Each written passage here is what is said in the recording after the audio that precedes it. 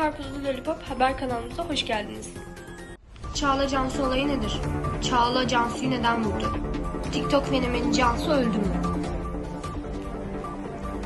TikTok fenomeni Çağla ile bir başka TikTok fenomeni Cansu arasında erkek muhabbeti nedeniyle sokak ortasında kavga çıktı. Cansu, Çağla'yı sokak ortasında silahla yaraladı ve bu anlar TikTok'ta canlı yayında kaydedildi. Olayın üstüne sağlık ekipleri Çağla'yı müdahale etti.